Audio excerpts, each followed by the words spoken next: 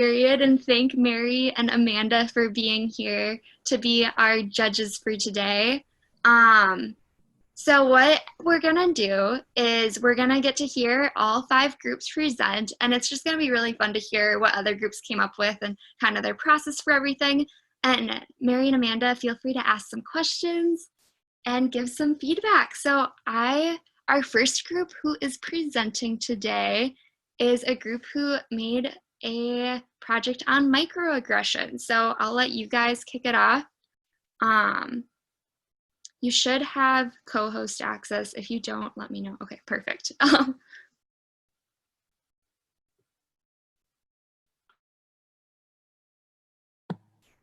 Okay, so this presentation is by me, Stavia, Hannah, Thanu, and Mary. So let's talk about microaggressions. Did you know that over a quarter of Americans have experienced microaggressions at work, and over 22% don't even know if what they experienced was a microaggression? Next slide. So what are microaggressions? Microaggressions are a more common and subtle form of discrimination that often go unnoticed by the people who say them. They often take form as jokes or compliments, which can lead to people not even realizing what they've just said or done. And our product is a website to inform and educate people on what microaggressions are and the effect they can have to get to our goal, which is to create a better future where this type of discrimination is hardly seen and where people can feel comfortable in their schools, in their workplaces, and wherever they go. And this picture is just a part of our website where we very clearly state what microaggressions are and what our goal is.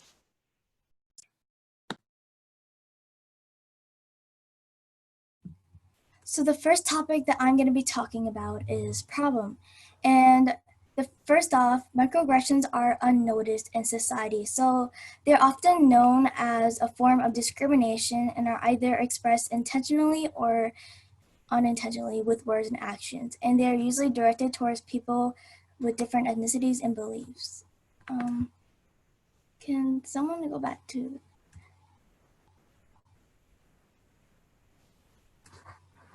Okay, so the second one is that it is an excuse. So they're often taken as compliments and jokes and are not taken seriously, even if it was a racist comment. And third is that they're understood as a form of subtle prejudice. So,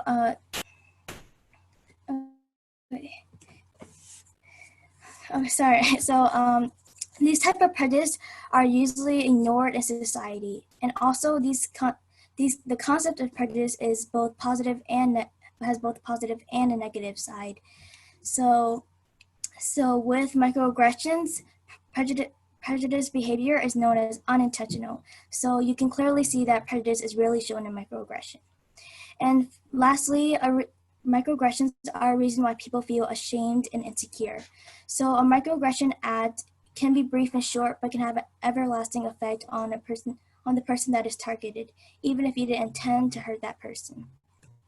And lastly, I'm going to show you the picture on the left, which is an image of the girls with the sign saying racial microaggressions, and it says stuff like, "What are you? And you speak English so well, and what do your people think about that?"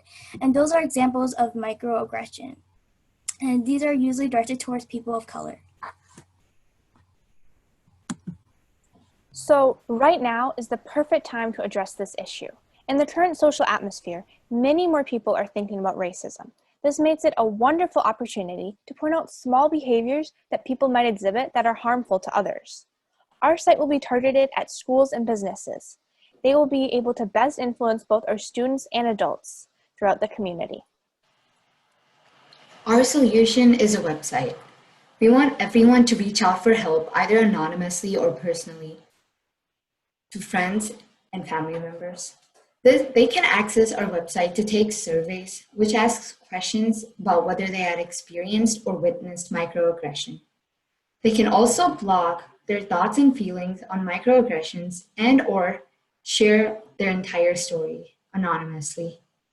And this website can be accessed throughout the world.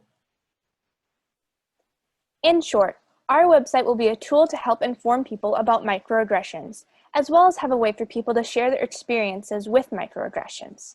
As the aggressors become more educated on the matter, the use of such derogatory terms will likely decrease. Our website is needed because there's nothing else quite like it on the market right now. While social media platforms have ways to share thoughts and experiences, they are extremely large and focused on so many topics at once. In contrast, our site would be solely about microaggressions, and it would be targeted at schools and businesses. This makes our site better equipped to address microaggressions. We want you to help us create the path towards a better future, one without the use of microaggressions. In order to make this happen, we need funding to create and maintain our website, as well as funding for marketing towards schools and businesses, so we can expose our product to the world. We hope you will join us in creating a new future.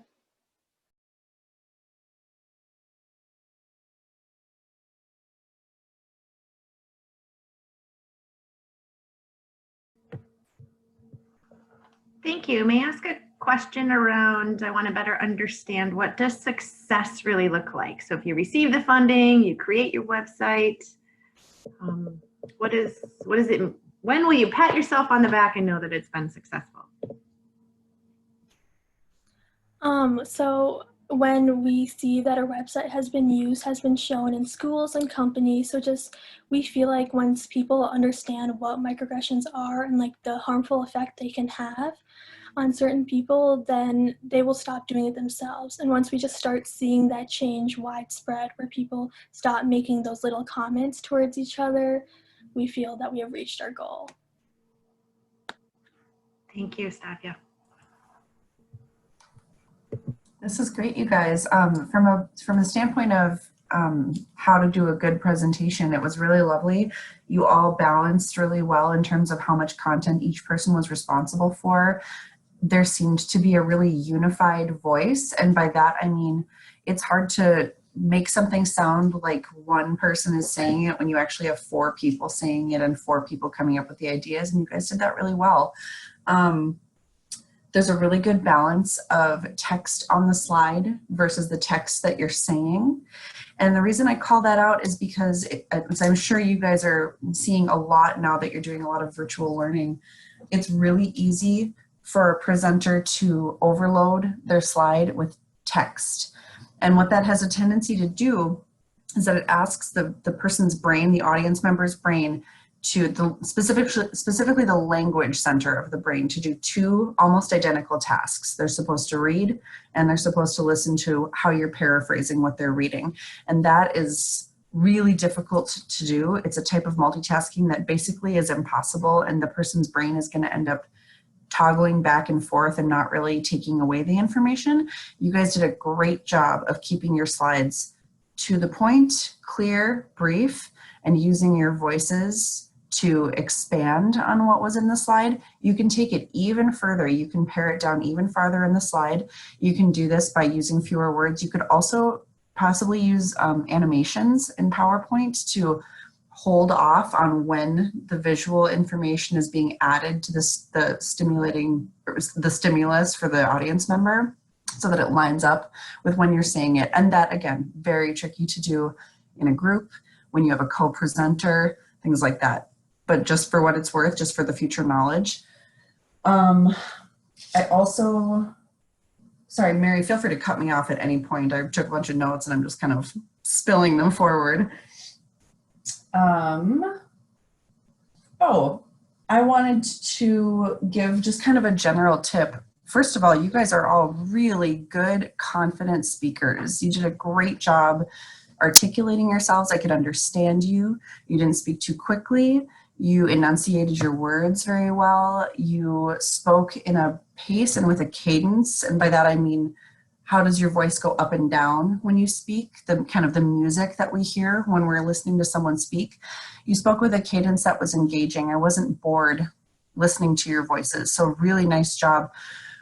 In order to get a muscle memory for that, it's something that we don't talk about, the how. How is that produced? And you guys already have it. So you're going to waltz through life just knowing how to speak, but it is really helpful to know how that's happening.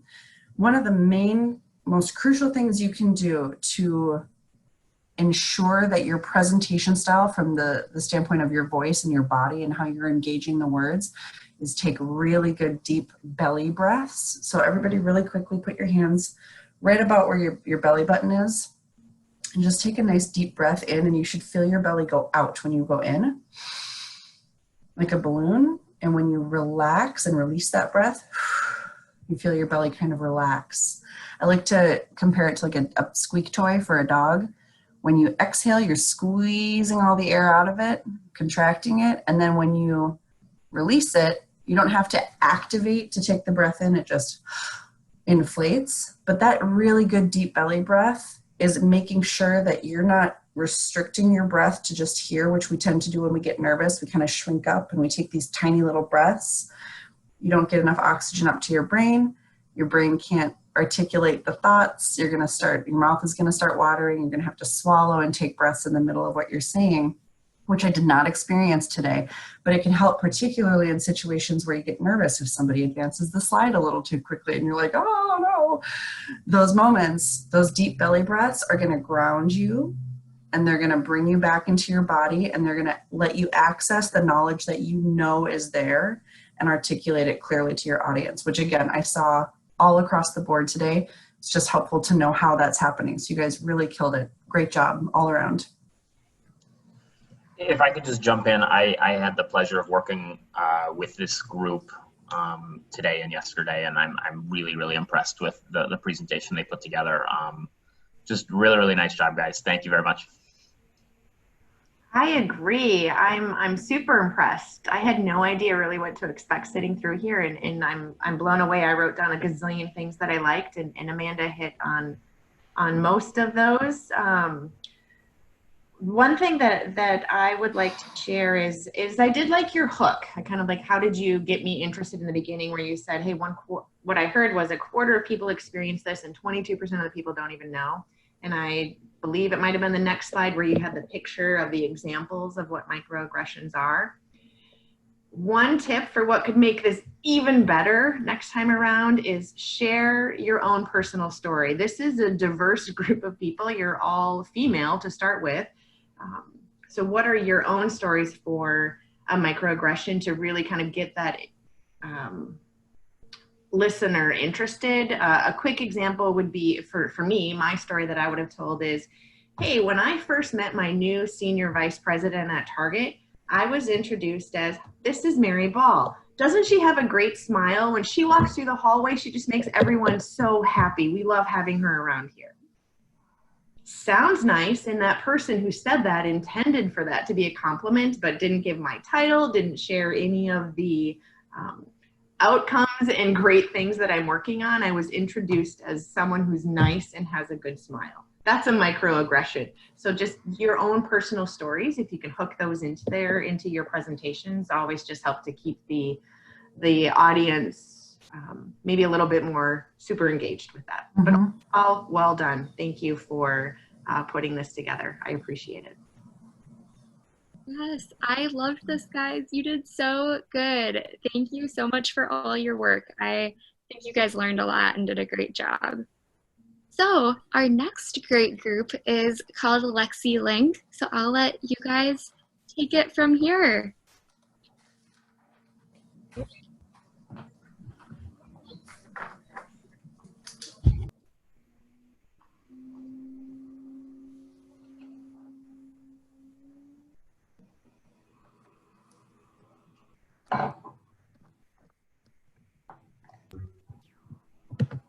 All right, so hi everyone. So we did LexiLink. So LexiLink is a safe space to learn, be vulnerable, and to reach your personal communication goals.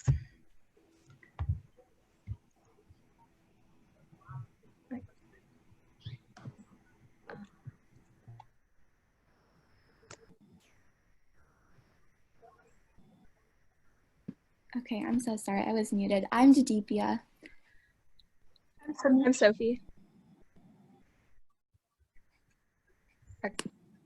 Okay. Meet Jamie, who's working to get a job.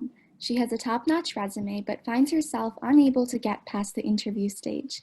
Jamie thinks she lacks people skills. Neil, he's a non-native English speaker who's unable to move to higher positions without communication skills, and his primary goal is to improve in English. And this is Sarah. Sarah is battling social anxiety and wants to make friends and communicate better with her teachers and classmates so she can excel in school. One commonality between these three is their desire to improve their conversation and communication skills.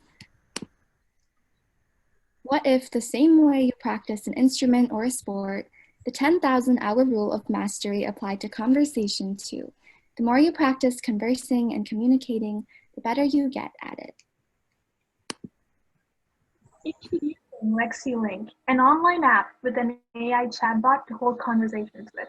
It is available in multiple languages.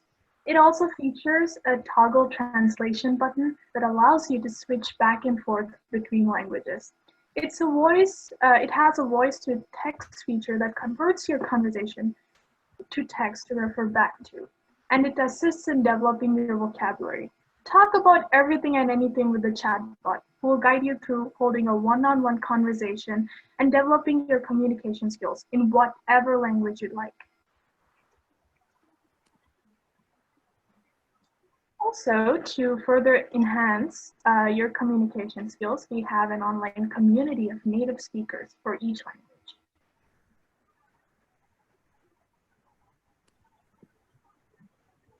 So LexiLink would be more than just an app to help you practice communication skills, because it has because there's a lot of potential impact that could do a lot of really positive things for our world.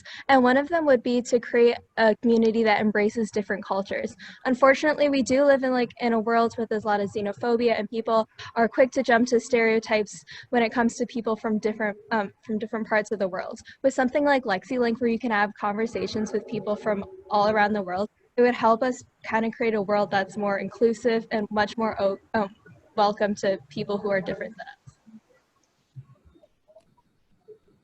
Minnesota has the worst achievement gap in the nation, and 20% of students in the Minneapolis School District alone don't speak English as their first language, and this language gap further contributes to the achievement gap.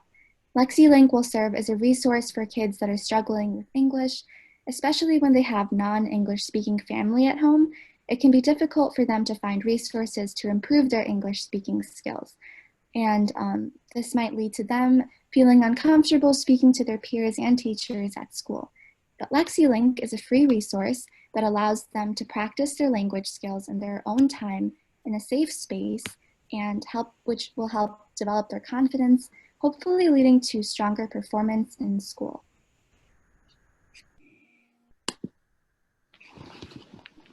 Discrimination disproportionately affects non-native speakers. To find ways to help in breaking down such barriers, LexiLink will allow employees to converse with people from around the world to better understand their coworkers from different backgrounds, as well as to help non-English speaking employees to develop their English communication skills, leading to a more inclusive and a thoughtful workspace. Businesses can also provide LexiLink as a service to assist employees in learning diverse languages to interact with foreign clients.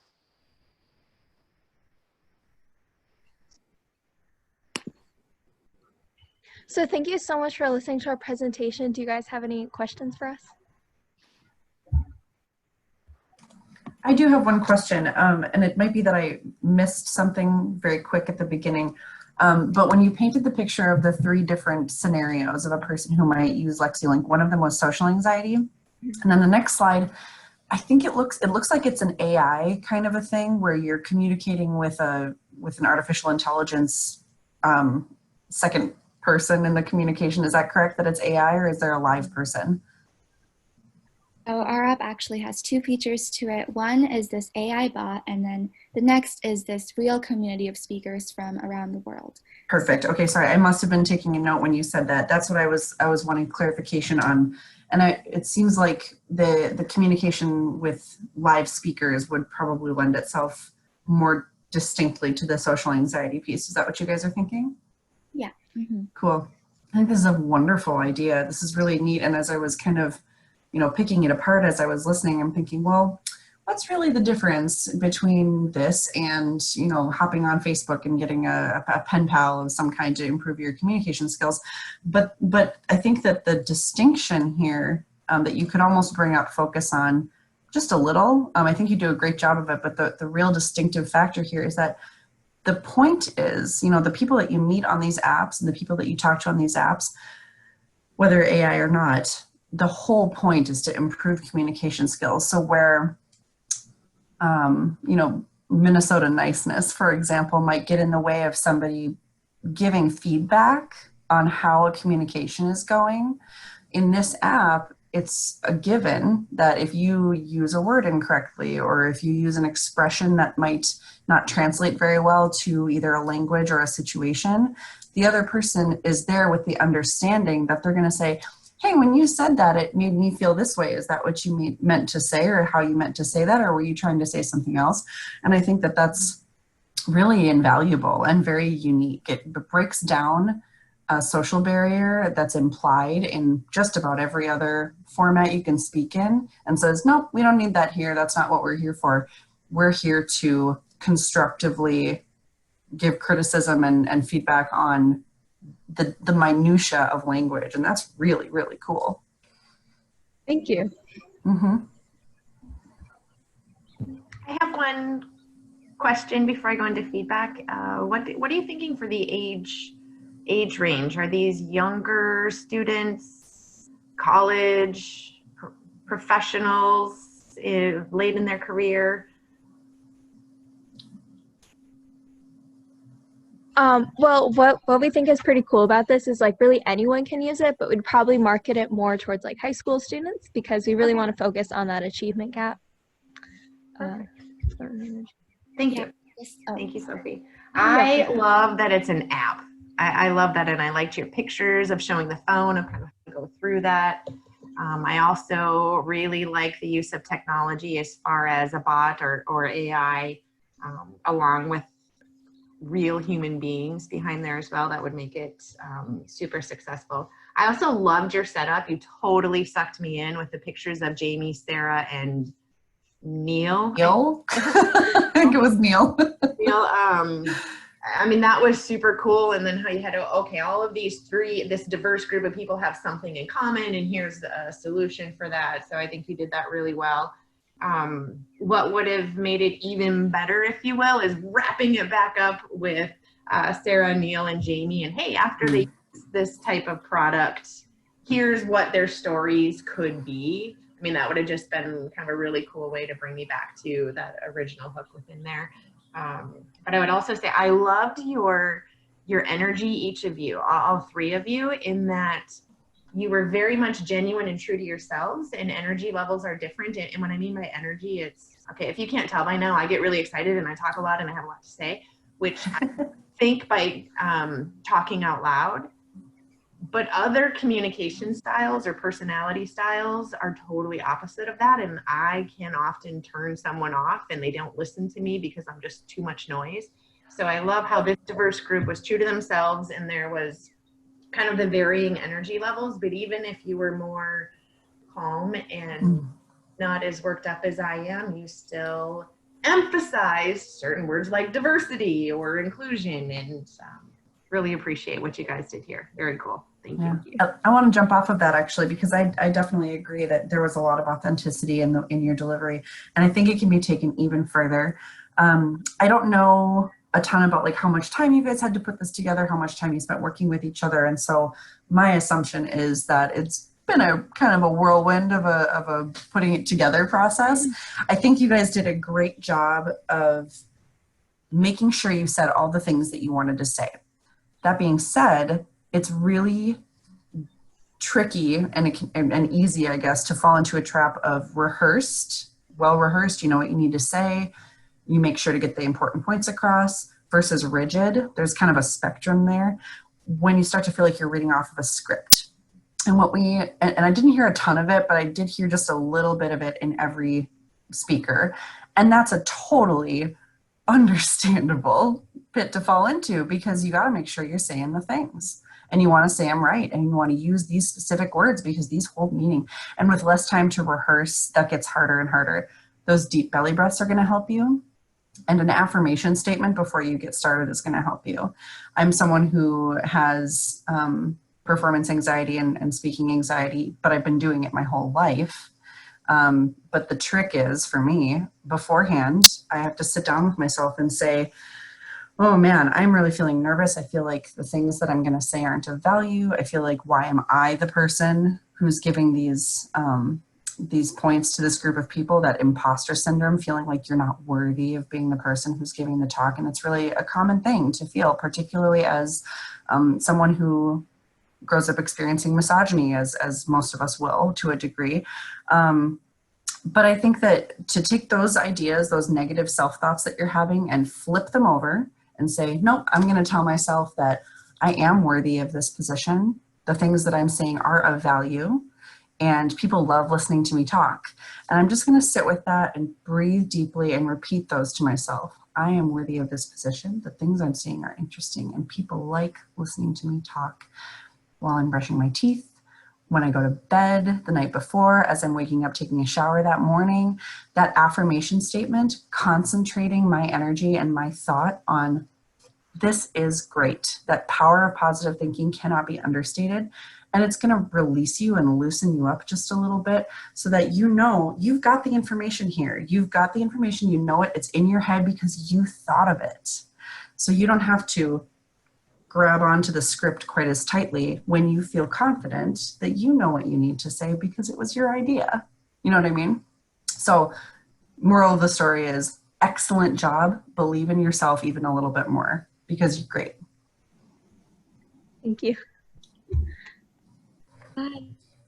This is so great. Thank you guys so much for sharing. And I have to say, the positive affirmation statements really do help. I have to do that now too. Amanda recommended that to me last week, and oh my gosh, it makes such a difference. And you're just like, whoa, I believe in myself. So helps a ton. It's like real life magic.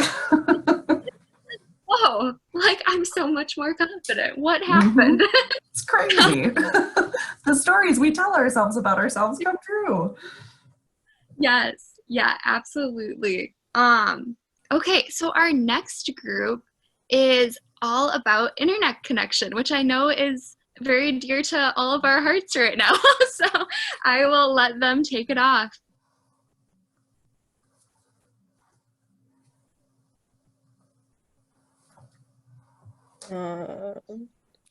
Were we supposed to share our?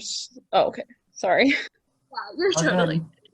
I was sharing my screen in practice. Oh my gosh, people are still using Moodle. Yeah, that's crazy. Crazy. I think that my freshman year of college was like beta, phase 1 Moodle. Audrey, do you want to share your screen? I don't have screen sharing capabilities. I can give you screen sharing. 1 second. Awesome. Right. There you go. Let's see.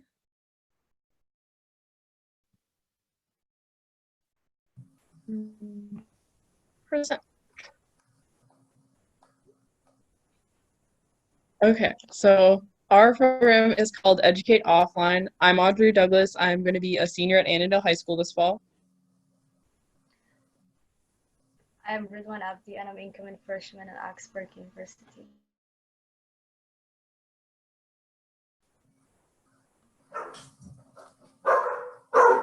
Sorry, everybody. Is Mary on? Can you guys not hear me? Oh, I can hear you now. Oh, I'm sorry. I was speaking.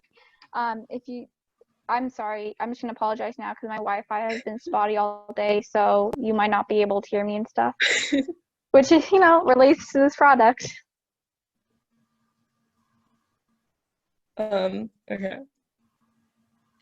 So the problem we come as a group to solve was students having unable internet access during online schools, and all of us have faced this problem since, and we had to do online schooling at home.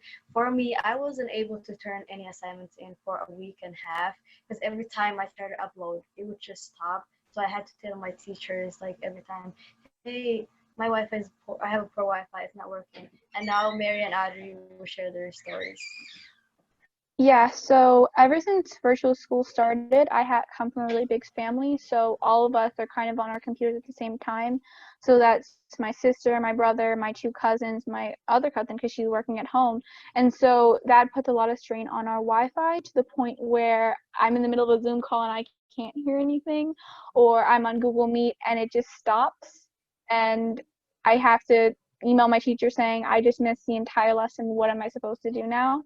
And it's been a really big problem for me and for all of us. I come from like a more rural area in Minnesota, and so I have some really patchy internet. So it's not like it goes out for like long periods of time, but it likes to cut out for a minute, which is more than enough time to ruin anything I'm doing, like send me out of Zoom sessions or like cancel something I'm trying to download.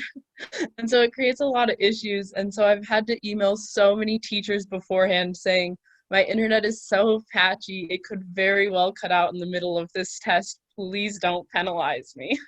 And so we're trying to solve that so kids like this aren't penalized and don't have to explain it to the teachers when the internet is poor.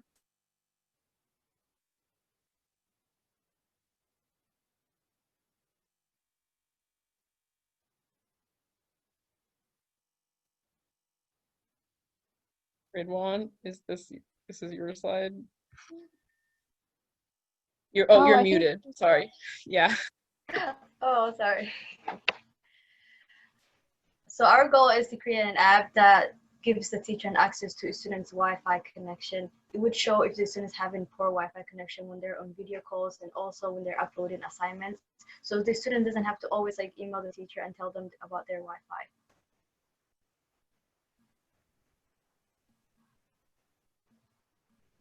so. Some of the general features of the app is that no matter what email you're using, the app will trace it by IP address. So if you have a school email, a work email, you can go into any Zoom call or Google Meet using any of these emails. And I've had that problem before where I'm using an email that the teacher doesn't recognize, so I have to wait like 20 minutes before I'm allowed onto a call. And also that each meeting is separated by classes. So you don't have to sign into one meeting and then it takes you 10 minutes to sign to another meeting because, again, if you have patchy Wi-Fi, it'll take you maybe 10 minutes to connect and then, oh, your Wi-Fi goes out and you have to connect again. So it's just a continuous stream of classes. And the app will note times when your internet connection is low. So you don't have to email your teacher if your email even works at that point. And so there are basic chat features. And I know that Zoom has this, but personally, I added this because Google Meet does not allow you to individually chat a teacher if you have a problem, which I really don't like because, you know, maybe you have to babysit your family because your parents are gone and, you know, we're all doing virtual school. And you have to say, oh, well, my cousins or my siblings are in the background. So if you hear them, and it's kind of, you don't want like everyone to hear that. You only want to communicate with your teacher. So I think that'd be a really good feature to have. Okay, so it's going to be a desktop app and it has two main features, one being video calling and one being uploading assignments. So the basic features of video calling are the same. You know, you have video, you can hear other people, like similar to Google Meets and Zoom platforms that already exist. But what makes ours different is the fact that it incorporates your internet connection when dealing with things. So for example, if you hover over like a student's name, you'll be able to see like facts about like their internet speed and connection to see like if it's doing poorly. If it falls below a certain level, the meeting host will automatically be notified of this. So if like for some reason it does cut out or like it won't penalize you or they know not to be asking you questions specifically. It will also automatically turn off your video and the people you're watching's videos just on your screen. So it's not taking up as much like of your bandwidth, internet speed. My internet words aren't fantastic. And then even when it drops to a lower speed, it'll turn off audio completely and just leave you with a text transcription and access to the chat box. So you can still communicate and be active even if your internet speed is really low. And then again, like Mary mentioned, it'll keep track of your IP address. So instead of having to let the host let you back into the meeting, it will automatically let you back in if your internet comes back. For assignment uploading, it'll either be like a PDF or a text box. For PDFs, you must, like, just to ensure that you're not cheating, because a lot of us have also had issues where you have to start submitting way earlier than if you had a reliable internet speed. So you have to give yourself like a buffer time of like an hour to make sure you have a time that your internet will actually agree with you and upload things. And so we decided that it will take this time you start uploading it as the upload time, and then track to make sure you're not trying to like cheat or that it was your fault that it cut out. So like you turn off your computer or X out of the tab you're in.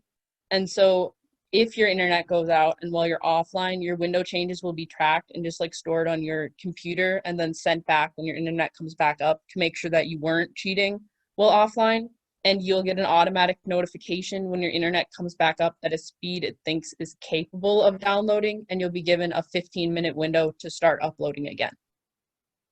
For the text box feature, it's not written down on this slide, but it will be more or less that you can it'll be uploaded periodically. So kind of like how Google Docs save on their own, it will be like uploaded and updated on its own. So at least something is still submitted even if like you don't submit it.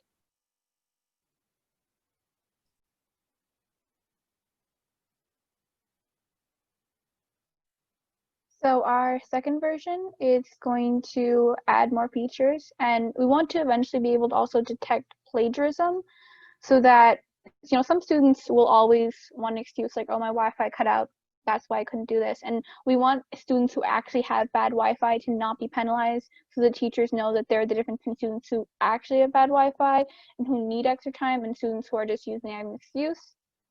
And so it will also include extended time to include ad proctoring. And we want to add more features to it, so you can also have like more data, and we want to get feedback from people who actually use the app.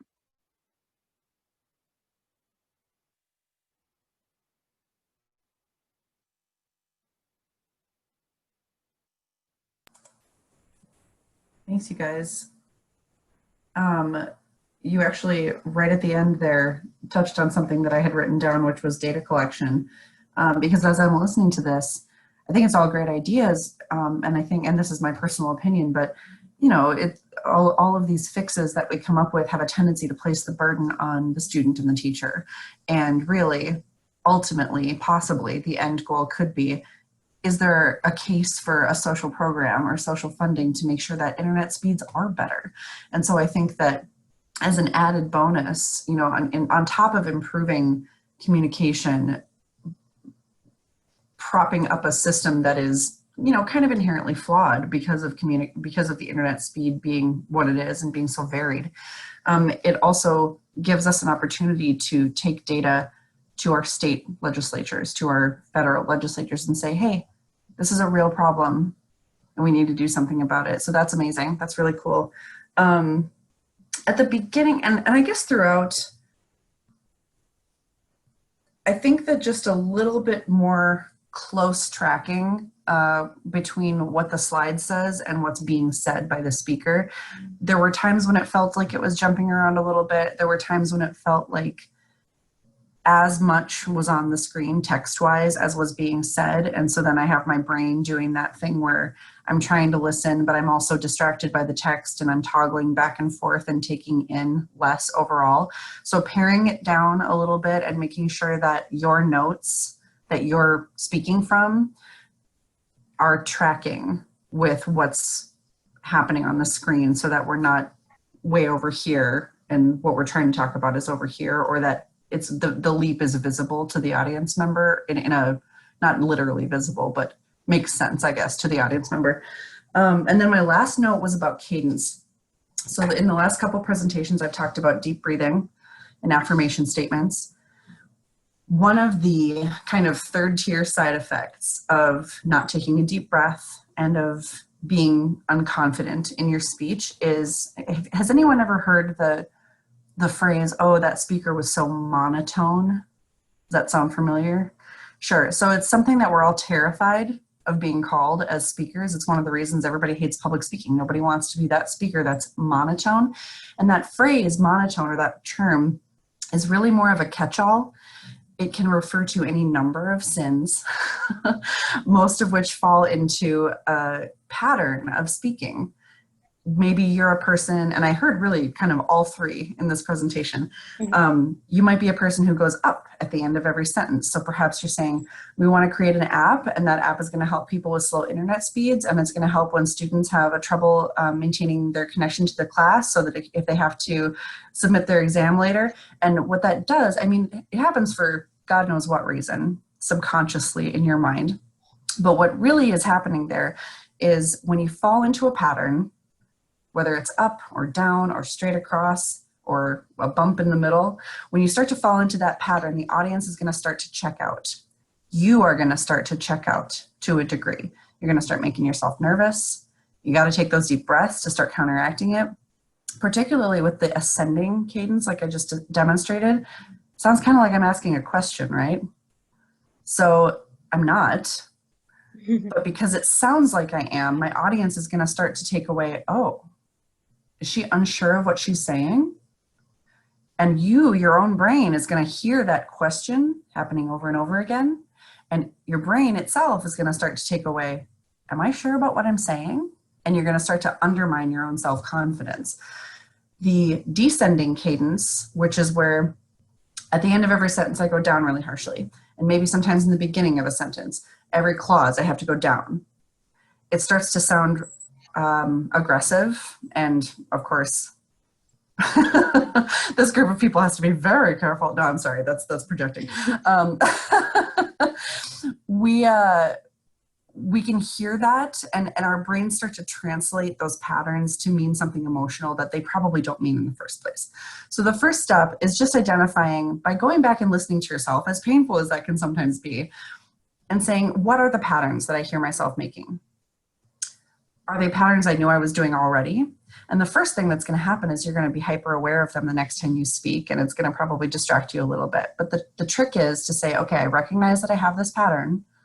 I want to work against it. It's not going to be perfect the first go around. It's going to take time. It's going to take practice. And one of the ways we can think about this is music. Your voice is a musical instrument, whether you're singing or not. And a way we can create better musicality that is more pleasing to the ear to listen to and gets better engagement from the audience is by stretching the bounds of what your brain hears as being normal sound. We're socialized to create very boring sound within a box, and that's where those patterns start to come from. So sing.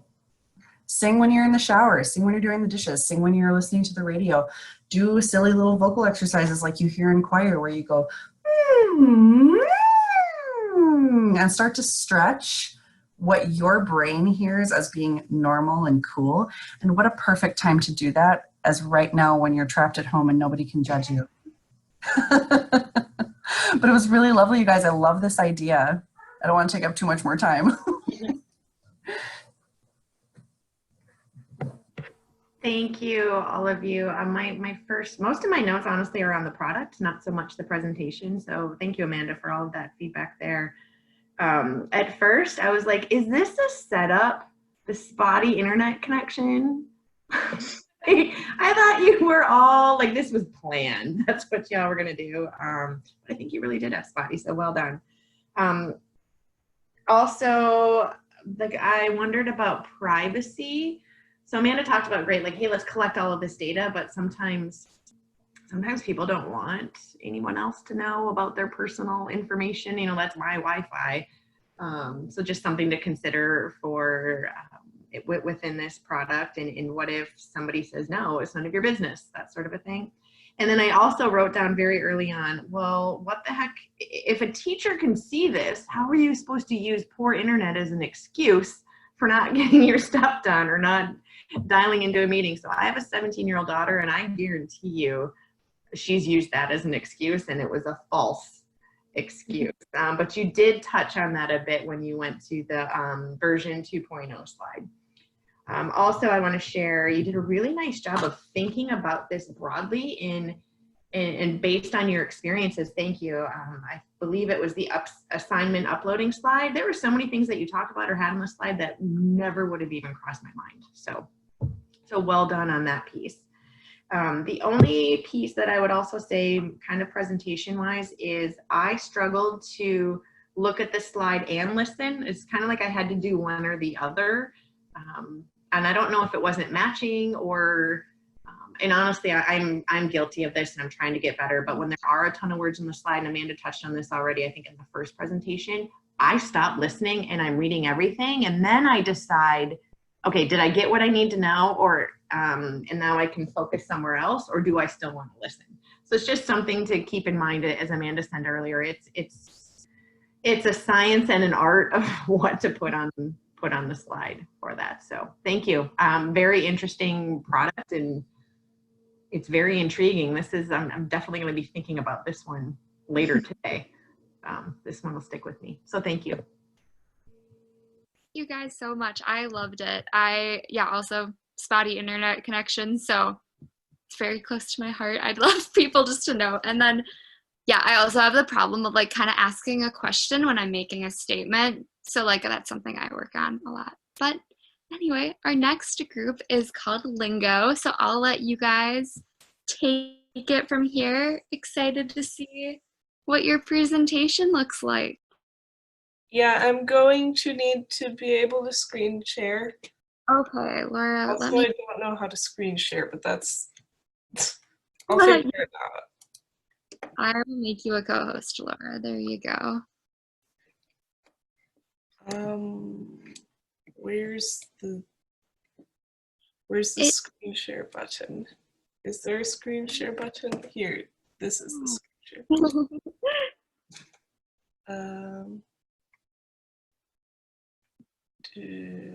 I think I want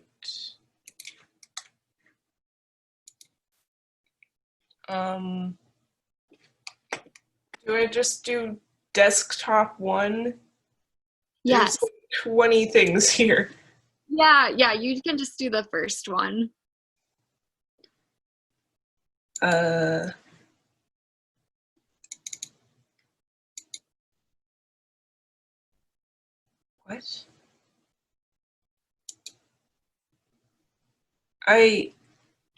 Okay, it wants me to quit the meeting. I don't think I can actually share my screen. Okay. Does somebody else in your group have access to the presentation? I think I can do it. I asked Laura to do it because my internet is so unstable, but I guess we'll give it a try. Oh, perfect. Okay. Yeah, we all understand too with poor internet connection, so don't worry about it. Right. This is your presentation.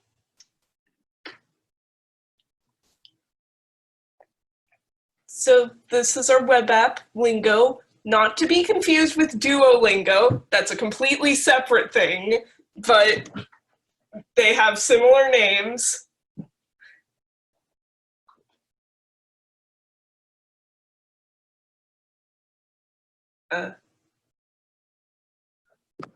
Okay, so our overview and our purpose about Lingo is making new connections to learn and practice languages with others, and spreading awareness about society's recent issues. So Lingo is a web app so that you can connect to people who also want to learn a new language. And one of our perks about this is that you could also check the news that we want you to be more aware of in your location.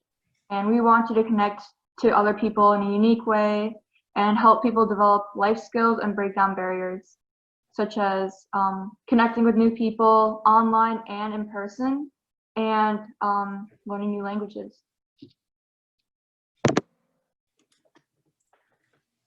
So we originally came into this with 3 completely separate issues.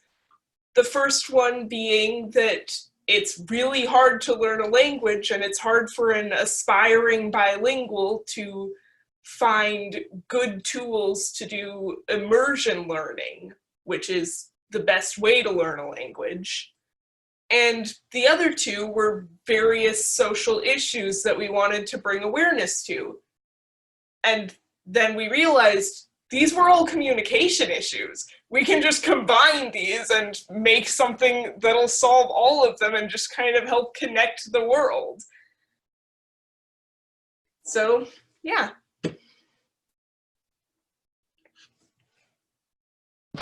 So our target audience is language learners, youth adults, and foreigners. And our unique demands are people can connect online and in person to expand their knowledge and keep up with society's news. So basically, what makes our web app so unique is that you can meet people at language cafes, parks, wherever you guys prefer. And also, since we're in a pandemic right now, you can do it online as well. And there'll be a sidebar where you can keep up with our news and our daily information. And inflection point is during our pandemic, many can't physically meet at the moment, so that's where the online part comes in. And people are also speaking up about their opinions and discrimination and segregation. So, for example, if something is occurring, like a protest or something, the news, of course, will share the information, everything, and people can participate in those protests because they can actually communicate with each other and meet up with people, even if they don't speak English, for example.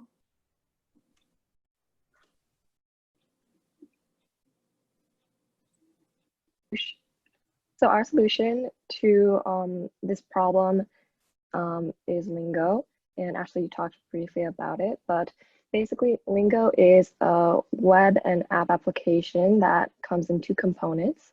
The first component is the events component, which basically is sort of an immersion type application that exposes users to world news in its unadulterated form, which is in the actual language that these news articles come in, either like French, German, Italian. It's your language of choice. And this serves to provide users with practice for learning their language. And this feature would come in with a built-in dictionary and translation service because this is, after all, to help users gain that skill. And our second component is the connectivity component, which maps out relevant locations and connects users. And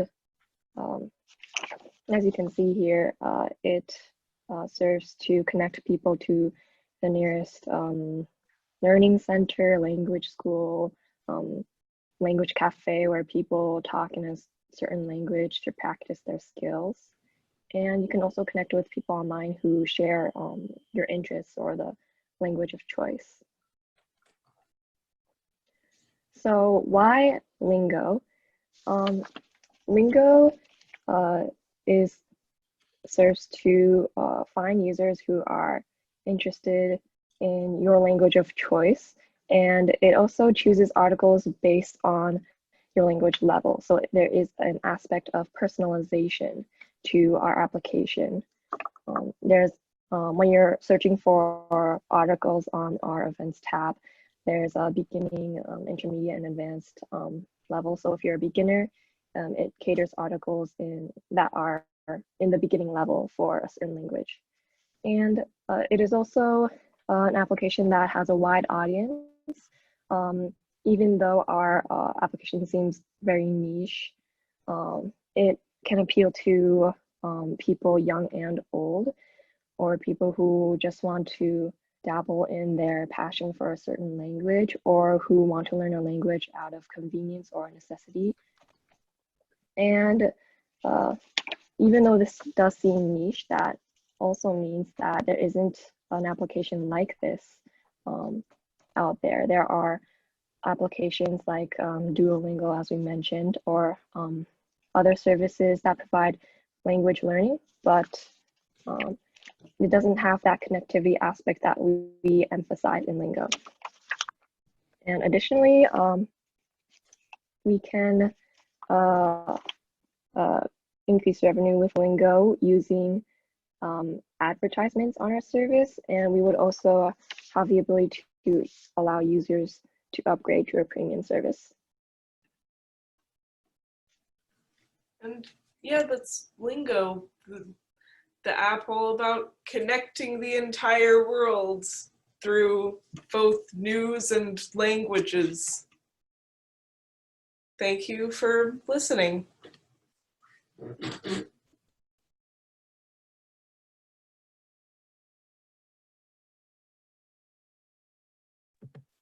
Thank you for presenting.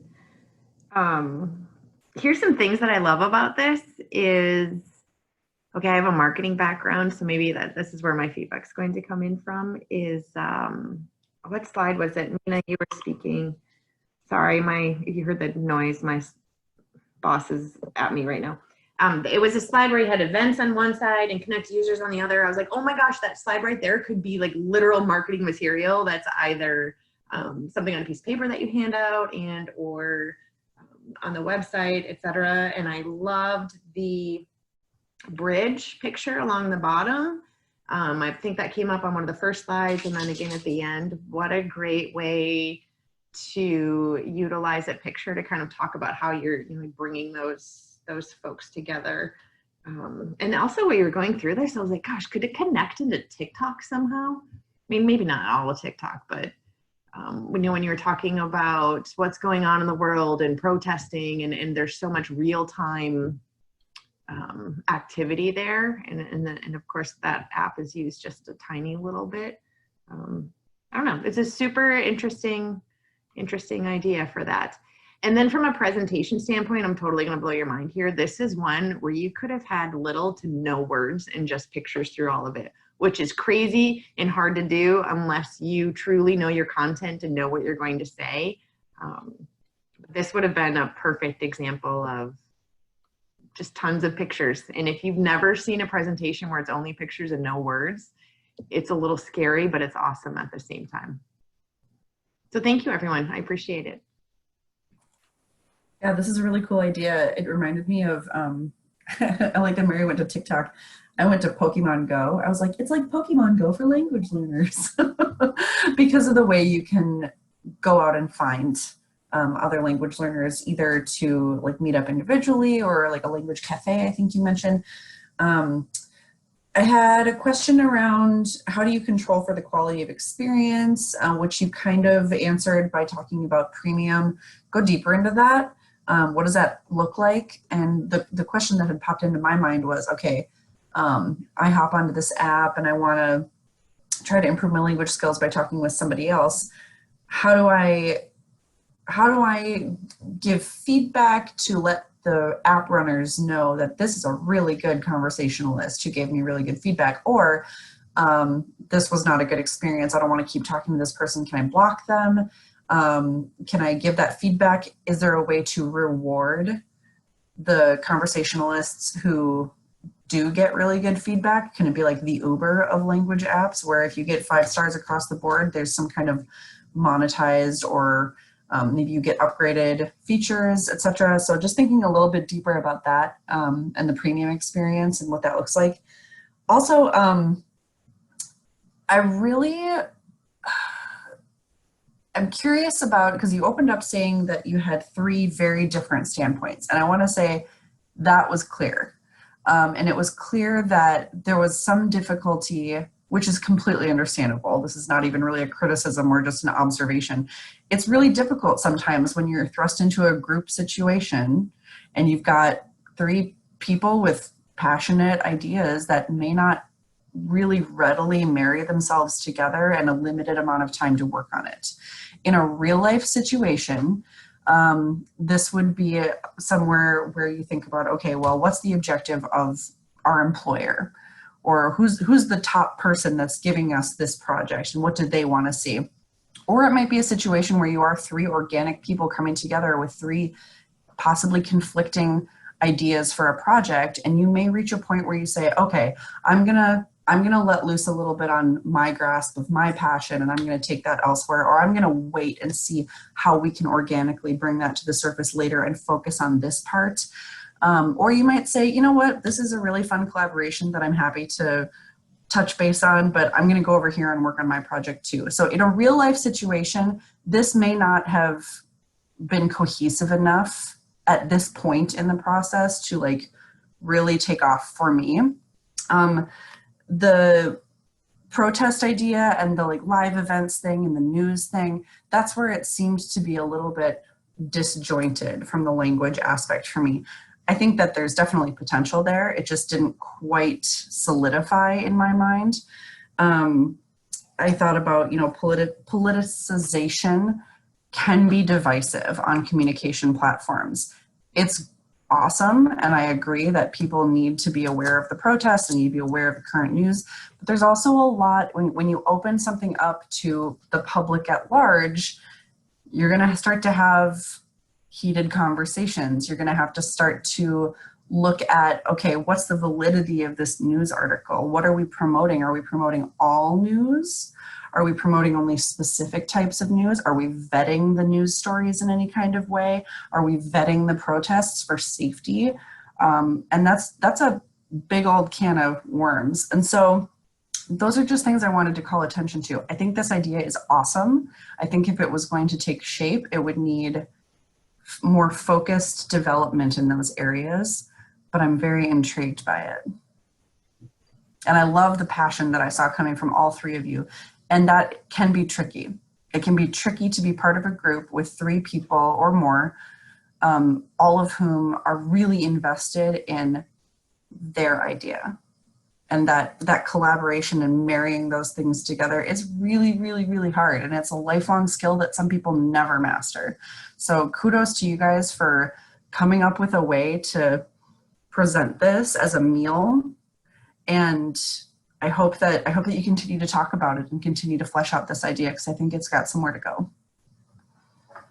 Yes, thank you guys so much. This was amazing. Okay, we have one more presentation, so I will let Better You take it away from here. And then that's our last one. I'm gonna go ahead and share my screen. Okay, so Better You, love yourself inside and out. Hello everyone, my name is Aksha Malady. I'm Meg Sebastian. I'm Anandita Rajamani. And today we created an app called Better You. So what is Better You? Better You is an app that will create personalized plans for the users who use the app.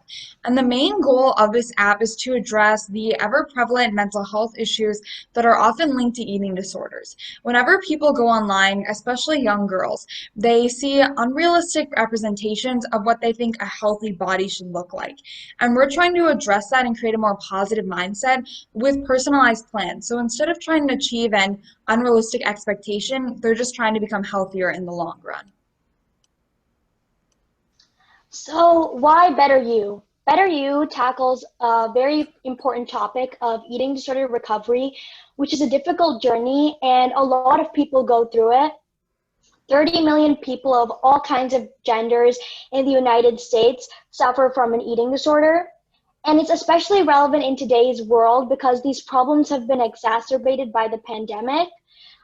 Because the pandemic makes you lose structure. A lot of the times we're used to having school and work and everything in a structured environment, but with the pandemic, a lot of that is gone. And also, the pandemic is something very uncontrollable, and the circumstances we're in often feel very out of our control. And so sometimes people try to find something that they can control, like their food intake, and latch onto that. And so these have really been exacerbated by COVID, and 62% of people with anorexia nervosa report increased restriction and fear during the pandemic. And I think this is especially because we spend more time than ever on social media, and oftentimes social media algorithms prioritize people with certain body types, and influencers usually tend to have that body type too. And a lot of the times there's like these unlicensed people try to give you advice on your physical health, and it's often very tailored to their body. So people feel bad when that advice, or they see other people eating those kinds of meals and that doesn't work for them. but everybody's body is different and that needs to be celebrated. And so that's why this app is really important. Better You specifically aims to help teenage girls in particular, because this demographic is really impressionable, especially as they try to attain a certain body type in potentially unhealthy ways. And we believe that it's essential for these girls to create a positive image of what their body should look like based on their own unique body type, and not any other body they've seen on Instagram or TikTok or any social media platform. Better You wants to reach these girls at a young age to be able to help establish a healthy mindset for life. So our solution, like we've been saying, better you, love yourself inside and out. And what this app will do for you is, after you put in your information, it'll create personalized meal and exercise plans so that you know how to become healthier in the best way that fits you. Not anyone else, but it's personalized towards you. In addition to that, we're also going to be delivering supportive mental health messages to encourage positivity and healthy change, because the goal in the end is not to reach a certain number on the scale. We instead want our users to be happier with themselves and feel more confident in themselves. So what does our app look like? As you can see on the far left, when you first enter the app, you can see the name of our app and our slogan, and then you'll enter in some basic information. Then, when you're first creating your account, you'll be prompted to answer a series of questions so the app can get a general sense of what your body type is like, but also how you feel about your body. Now, some websites might ask you, oh, what is your height? What is your weight? But we're trying to stay away from the numeric values and instead focus more on the feelings, because that's what we're trying to cultivate in the long run. And as you can see at the bottom, we have a positive affirmation reminding everyone this quiz does not define them. And this affirmation will be continued as a trend throughout all of our screens, because we want to continue to ensure that our people are feeling as positive as possible. So when they finish that preliminary quiz, they'll then go to a screen where they will answer this screen once a day. And this basically works kind of like a mood tracker, where they'll be able to describe how they're feeling for the day. Are they happy? Are they sad? Are they anxious? But they don't just feel one type of constant emotion. Oftentimes we feel more happier than other days, which is why we also have an intensity level meter at the bottom, so the people can accurately represent how they're feeling that day. And because we're human, we don't always feel the same emotions every single day, which is why we also have an add emotion feature. Now, the last screen on the far right is where people will probably spend most of their time when they're using this app. And this actually shows you the personalized exercise and meal plan. So it'll show you the entire day, but then as you can see on the bottom part of that screen, it'll show the entire week, but as you can see on the bottom part of that screen, it'll specialize on just that current day and what your plan is for that day. And like it says on the bottom of that screen, we're trying to set small goals to lead up to big wins. Instead of trying to show people, oh, this is what you can achieve maybe in several months, we're trying to show them the small steps so that they can look back in the future and see how far they've come in the long run. So what does Better You offer? Why is it competitive in the marketplace? So for one, it's by teenage girls for teenage girls. So since us, the developers, are part of the demographic that we're catering to, we feel like we can better understand their needs and what they would be looking for in this kind of an app. And we wanted to make sure it was free, because our big goal with this was to make positive body images and cultivating that positive mindset more accessible for different people, have that positive mental health available for more people. And we know that people are going to be consistent with their app because it's personalized, it's catered to them specifically, and it's constantly updated. Every month, there is a new exercise plan and a new meal plan. And so by keeping the content fresh, we're making sure that people will keep coming back for more and that we keep our customers happy. And to make sure that we're making a profit, we have both a free version and a premium version. So we'll have an in-app purchase.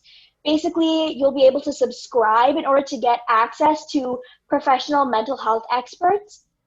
And we know that people pay good money in order to talk to mental health experts.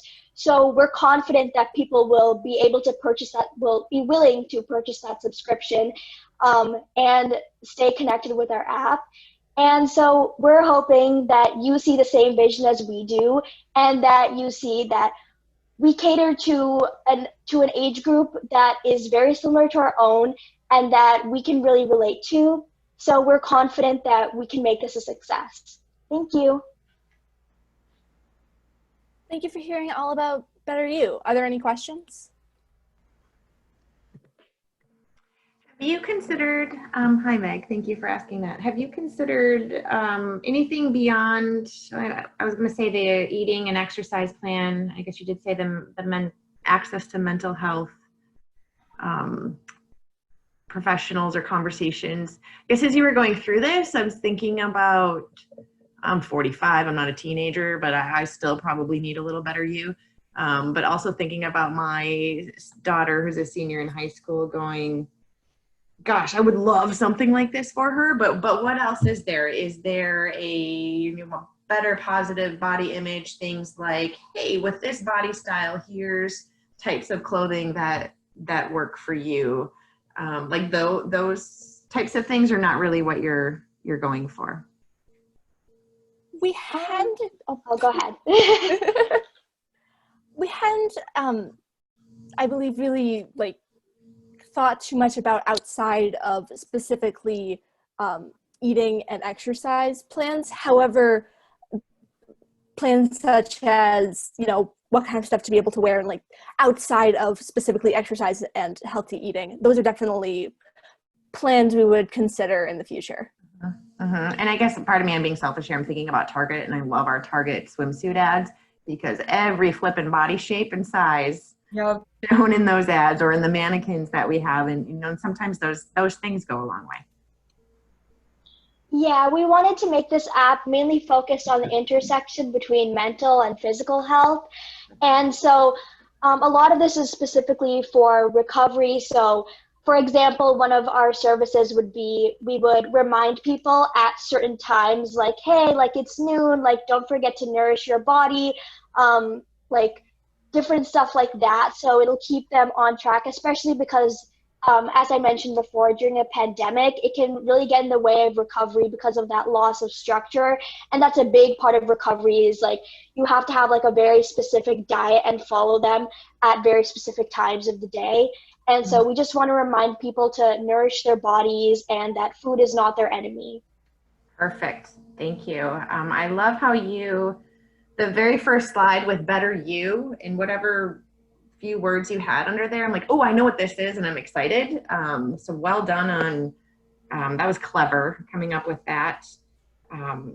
Loved the graphics and the consistency throughout, even here on this final page. It appears to be one person put this together. So well done on that consistency. I also loved the, we believe, or we are confident. Well, heck yeah, you got me excited and confident in that as well.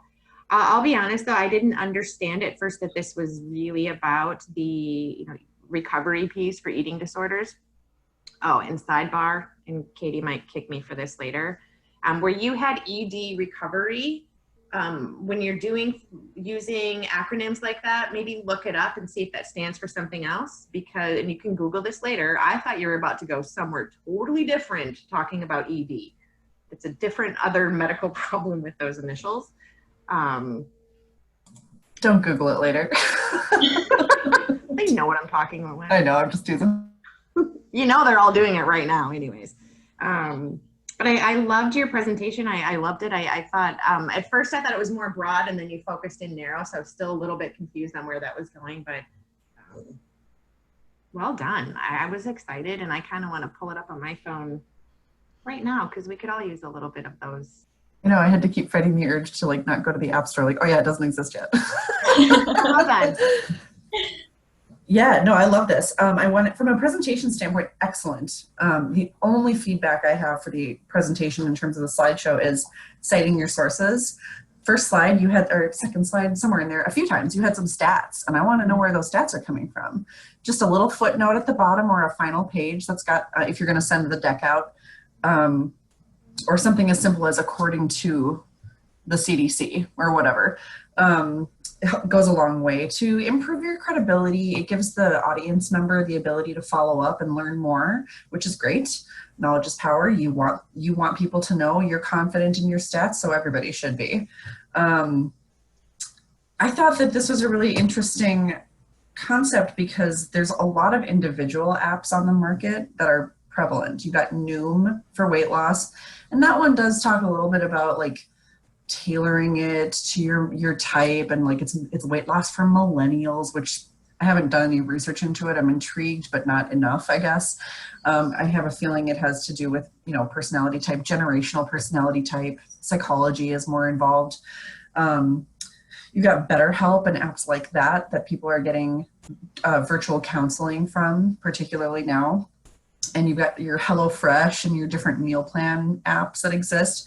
So I thought this was a really interesting way to combine all of those different things. And I wondered if there were even, particularly for your demographic, and because it's important, ways to, while still honoring, and I want to come back to this in a second, the fact that this app is primarily focused on the intersection, as you put it, of mental and physical health, which I think is awesome. I'm going to come back to that in a sec. I thought there was still potentially room for tracking your menstrual cycle, because that's an important factor, and it's an important thing for teen girls to become comfortable with and to become confident in the fact that, yeah, your body does go through a change that goes like this all month, every month. And that's an important thing to consider when you're considering what kind of nourishment do I need today?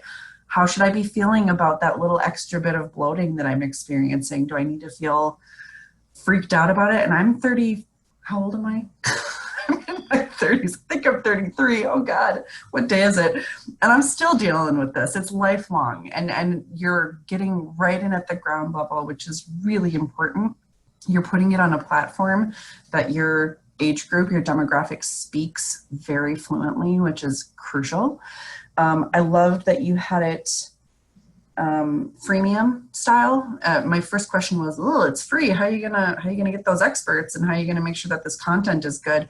But it sounds like you've built in kind of a tiered structure so that you can generate revenue, you can compensate experts, you can, you know, make certain things more available, but that the accessibility at the ground level, awesome, because that's important. That's, you know, you don't want your barriers to entry to block out girls and anyone really, trying to be inclusive there, to include also transgender females and people with different body types, but making sure that accessibility is there is key, and you guys took that into consideration, which is awesome. I also want to commend you, particularly Anindita, I hope I'm pronouncing that correctly, when Mary came out and said, hey, what about clothes, which totally valid, but you guys were like, not quite what we're going for. And she did give you that opportunity, but you were so able to succinctly, clearly, and confidently deflect and say, you know what, that's a great idea, but it's not what we're doing here.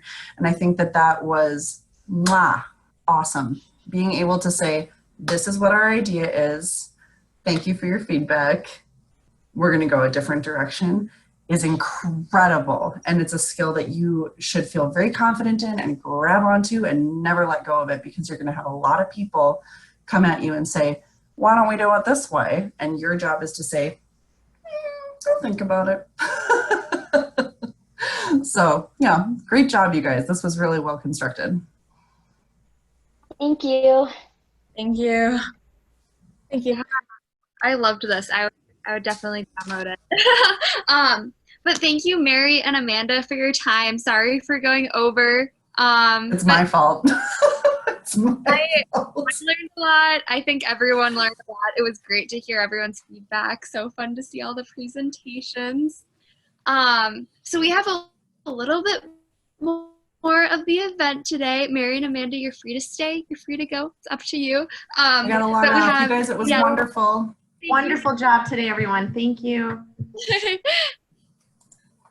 Okay, everybody. So we just have 10 more minutes, which is crazy. But for the next 5 minutes, I have a survey I'm sending out in the chat. So if we could all go there, take the survey, and then the last 5 minutes, we have some closing thoughts and remarks. And